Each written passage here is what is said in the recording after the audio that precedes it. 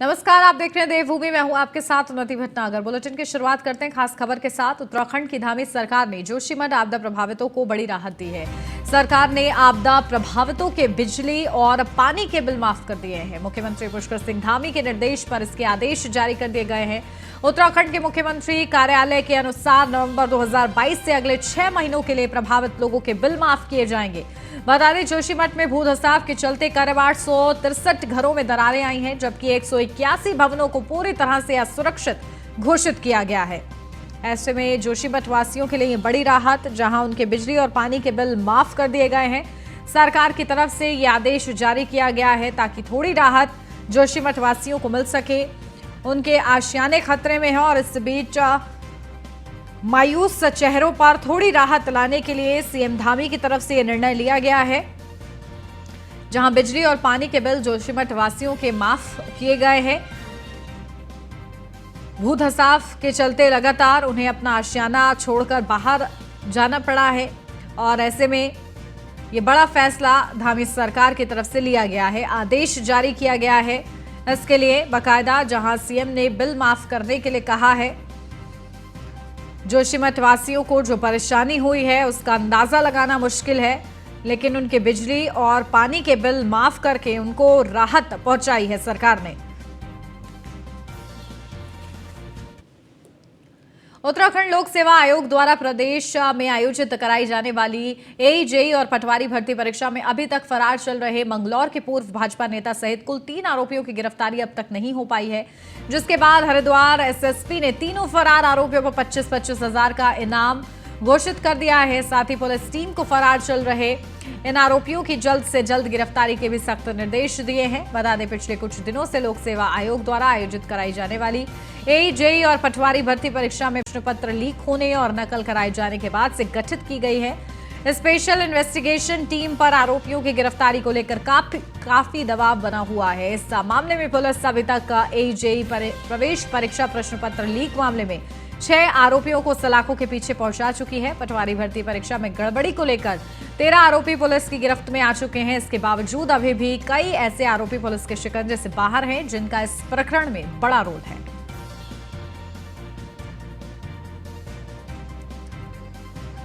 तो अन्य 2 आरोपियों के खिलाफ भी इनाम घोषित किया गया है, जहां जल्द ही सभी आरोपियों को गिरफ्तारी होगी। एसएसपी की तरफ से ये आश्वासन दिया जा रहा है। भर्ती पेपर लीक मामले में इनाम घोषित किया गया है 2 आरोपियों के लिए।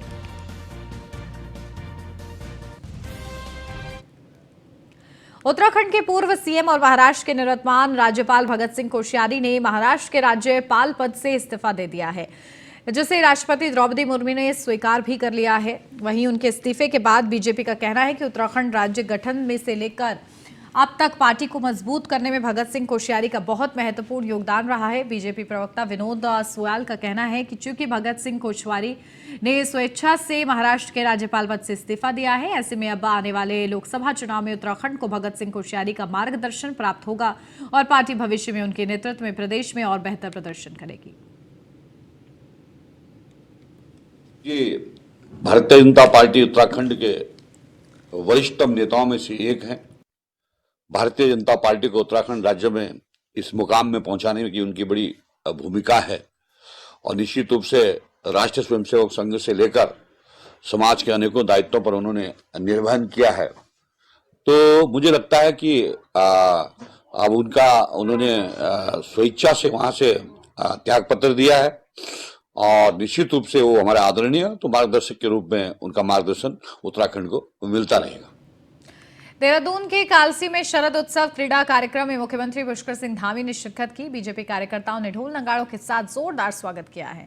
वहीं दूसरी ओर बेरोजगार युवाओं ने सीएम धामी को काले झंडे दिखाए, जिसके बाद पुलिस ने उन्हें बाहर खदेड़ दिया है।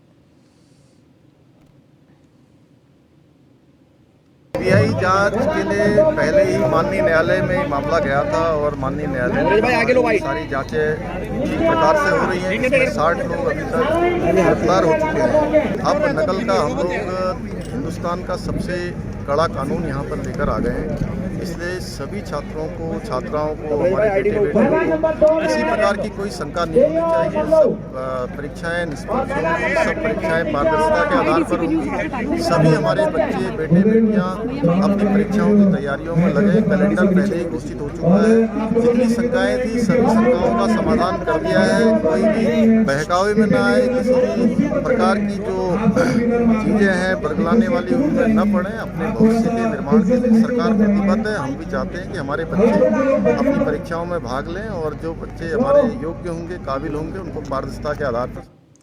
उत्तराखंड में राज्य सरकार बेरोजगार छात्रों के आंदोलन के बीच सख्त नकल विरोधी कानून लेकर आई है, जिससे राज्यपाल की मंजूरी मिल गई है। वहीं इसी नकल विरोधी कानून के तहत पटवारी और लेखपाल भर्ती परीक्षा की जा रही है। बीजेपी के प्रदेश प्रवक्ता सुरेश जोशी ने कहा है कि इस कानून से नकल माफिया समेत नकल करने वालों पर रोक लगेगी। उन्होंने कहा है कि जिस तरीके से कानून में उम्र कैद, 10 करोड़ के जुर्माना का प्रावधान किया गया है, उससे काफी हद तक प्रतियोगी परीक्षाओं में नकल पर रोक लगेगी। वहीं उन्होंने कांग्रेस पर जमकर हमला बोला और कहा कि कांग्रेस सीबीआई जांच के उलझने में छात्रों को डालना चाहती है ताकि प्रोसीजर लंबा चले और विपक्ष अपनी राजनीतिक रोटियां सेकते रहें।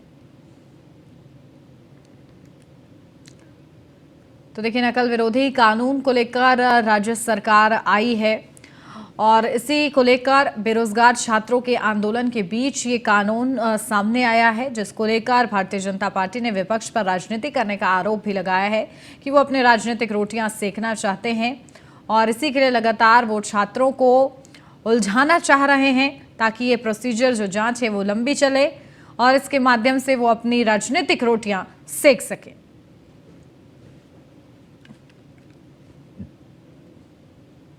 मुख्यमंत्री पुष्कर सिंह धामी का पौड़ी दौरा। कांग्रेस कार्यकर्ताओं ने सीएम गो बैक के नारे लगाए हैं। काले झंडे दिखाकर विरोध प्रदर्शन किया गया है। तो सीएम धामी का दौरा था पौड़ी का और इस दौरे के दौरान कांग्रेस कार्यकर्ताओं ने सीएम गो बैक के नारे लगाए और साथ ही साथ काले झंडे दिखाए गए। विरोध प्रदर्शन किया है कांग्रेस के कार्यकर्ताओं ने। कांग्रेस के कार्यकर्ता बड़ी मात्रा में वहां पर नजर आए, जो कि लगातार सीएम गो बैक के नारे वहां पर लगा रहे थे। पौड़ी का दौरा था सीएम धामी का और इस मौके पर कांग्रेस कार्यकर्ता वहां पर पहुंच गए और उनकी तरफ से नारे लगाए गए, विरोध प्रदर्शन किया गया और काले झंडे तक सीएम धामी को दिखाए गए हैं।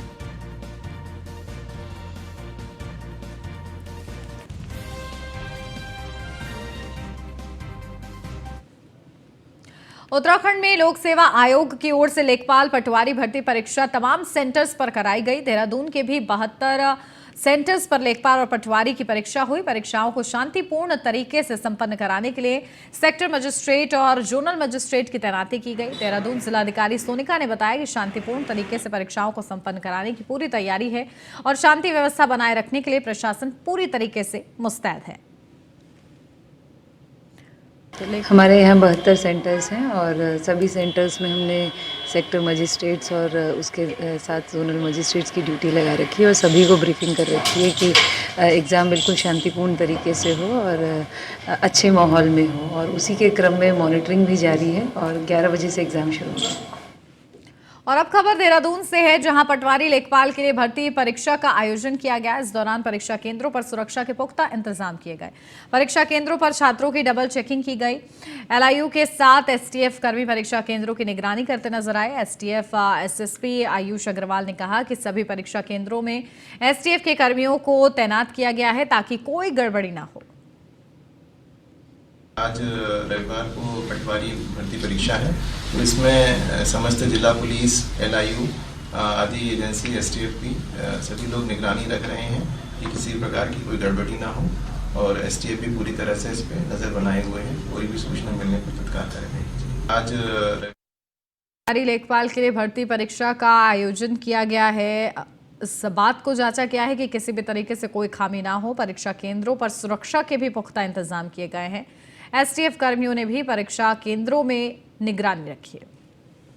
अब खबर देहरादून से है, जहां पर एसटीएफ को बड़ी कामयाबी हाथ लगी है। एसटीएफ ने 1.25 लाख रुपए के इनामी बदमाश को दिल्ली से पकड़ लिया। बता दें, शातिर अपराधी चादर गैंग का सदस्य है। ये गैंग देश भर में ब्रांडेड मोबाइल फोन, गैजेट्स के शोरूम को लूटने जैसी आपराधिक घटनाओं को अंजाम देते थे। ये लोग किसी शहर के बाहर होटल में अपना ठिकाना बनाते हैं, वहां किसी एक शोरूम को टारगेट करते हैं, फिर रात में शोरूम के बाहर चादर लगाकर चोरी की घटना को अंजाम देते हैं। बता दें, ये शातिर अपराधी ब्रांडेड गैजेट्स को पड़ोसी देश नेपाल में बेच देते हैं। महीने भी हमने इस गैंग से जुड़ा हुआ एक इनामी अपराधी राजू दास था, जो कि इस पर 1 लाख रुपए का इनाम था, इसको शिरडी से अरेस्ट किया था। वहाँ पर भी ये लोग किसी बड़ी घटना करने की फिराक में थे। उसी तरह से अभी ये लोग दिल्ली एनसीआर में कुछ प्लानिंग कर रहे थे, तो उससे पहले ही पुलिस ने इसको पकड़ा है और इसे पूछताछ की जा रही है कि कहाँ की। अल्मोड़ा में अंतर्राष्ट्रीय मिनट्स वर्ष के तहत मोटे अनाज को बढ़ावा देने के लिए कृषि विभाग की तरफ से कार्यशाला का आयोजन किया गया, जिसमें अल्मोड़ा के सभी विकास खंडों को किसानों की कृषि में मोटे अनाज जिसमें मड़ुआ, झिंगोरा, चावल, गेहूं, राजमा, भट्टा, गोहद सहित परंपरागत खेती करने के लिए किसानों ने तकनीकों के बारे में जानकारी दी गई। कृषि उत्पादन का क्षेत्रफल विस्तार हो सके ताकि किसानों को उत्पादन का लाभ मिले।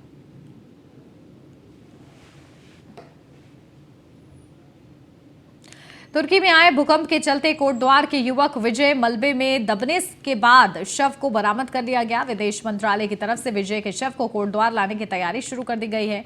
कोटद्वार के नेगी चौक पदमपुर सुखरो निवासी विजय कुमार गौड़ बेंगलुरु के oxy plant India private limited company में नौकरी करता था। 22 जनवरी को वह कंपनी के काम से तुर्की गए थे, वहां एक होटल में ठहरे थे। 6 फरवरी को आए भूकंप में उनका होटल भी ध्वस्त हो गया था, तब से उनका कुछ पता नहीं चल रहा था। विजय के रिश्तेदार गौरव काला ने बताया कि शनिवार शाम दूतावास की ओर से विजय के परिजनों को शव की फोटो भेजी गई। विजय के हाथ पर गुदे ओम से उनकी शिनाख्त हो गई है। बताया गया है कि होटल की दूसरी मंजिल में विजय का सामान और ग्राउंड फ्लोर पर मलबे में उनका शव मिला है। जानकारी अभी दोपहर में कॉल आया वहाँ से एम्बेसी से, तो वो लोग कोई आइडेंटिफिकेशन मांग रहे थे कि अभी मेरे ख्याल से बॉडीज़ मिली थी जो सुबह में, वो कंफर्मेशन चाह रहे थे कि कोई टैटू मतलब निशान वगैरह हाथ में पैर में कुछ, तो यहाँ से बताया गया ऐसा ऐसा टैटू है हाथ में लेफ्ट हैंड में। तो उसके बाद उन्होंने कंफर्मेशन दिया कि हाँ ऐसा ऐसा हुआ है। कंफर्मेशन मिला वहाँ से कि हमारे विजय भाई नहीं रहे, तो 22 जनवरी को गए थे वह यहाँ पे से कंपनी के काम से, बेंगलोर में कंपनी है, और 20 फरवरी को वापस आना था उन्होंने, लेकिन 6 तारीख को जनवरी वहाँ पर ऐसे भूकंप आ जाने से ऐसी घटना घटी। और अब खबर उत्तराखंड के लक्सर से है, जहां हरिद्वार मार्ग पर स्थित एक निजी बैंकेट हॉल में बीजेपी की 2 दिवसीय जिला कार्य समिति की बैठक हुई। इस बैठक में पार्टी के प्रदेश अध्यक्ष महेंद्र भट्ट सहित कैबिनेट मंत्री सतपाल महाराज, हरिद्वार के लोकसभा सांसद डॉक्टर रमेश पोखरियाल निशंक सहित कई दिग्गजों ने शिरकत की। इस दौरान बीजेपी के प्रदेश अध्यक्ष महेंद्र भट्ट ने साल 2024 में होने वाले लोकसभा चुनाव का विजन प्रस्तुत किया और मुख्यमंत्री पुष्कर सिंह धामी के नेतृत्व में जोशीमठ जैसी आपदा से जनहानि की रोकथाम सहित केंद्र सरकार और राज्य सरकार योजनाओं का बखान किया है। कार्य समिति हरिद्वार आज हुई है यहाँ पर, और यहाँ पर जो है टिप्स दिए गए हैं और बताया गया है कि क्या क्या हमारे प्रदेश सरकार की, केंद्र सरकार की क्या क्या उपलब्धियाँ हैं। तो ये सब लोगों को यहाँ विज्ञ किया गया और उन्हें एजुकेट किया गया और निश्चित रूप में आने वाले जो चुनाव हैं उनके लिए तैयार किया गया। हमारी ये रूटीन मीटिंग्स होती है, प्रदेश कार्य समिति जिले की होंगी, अब हमारे पास मंडलों की बैठकें होंगी। मुख्य रूप से आगामी दिनों के कार्यक्रम का पर केंद्रित होता है। आगामी दिनों में जहाँ संगठन विस्तार का हमारा काम है, वो सशक्तिकरण हमारा लक्ष्य है, उस दृष्टि से कार्यकर्ताओं को से हम लोग संगठनात्मक रचना को स्वरूप को बताते हैं। इसके साथ साथ ये पहली पार्टी है जो हर 3 महीने के बाद अपनी जिला कार्य समिति करती है और 3 महीने में केंद्र ने क्या काम किए, स्टेट ने क्या काम किए, ये जनता तक पहुंचाती है। ये पहली बार हो रहा है, हम 5 साल में नहीं करते हैं, क्योंकि मोदी जी ने तो हर वर्ष के कामों को गिनाने का भी कार्यक्रम दिया है।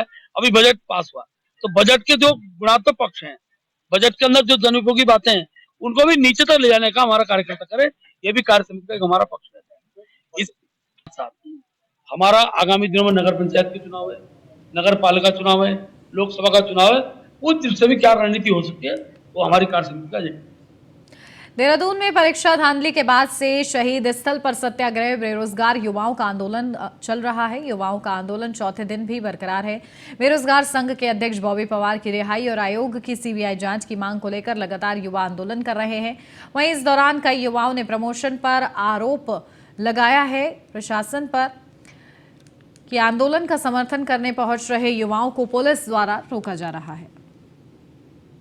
व्यवस्था की है, बाहर पुलिस लगी हुई है, सिक्योरिटी लगी हुई है। इस बार सरकार ने फिर से पेपर पर बहुत पहले डेट दे दी थी, शायद उसी हफ्ते अनाउंस कर दिया था 1 महीने बाद पेपर लेंगे, वरना सरकार छोड़ सकती थी।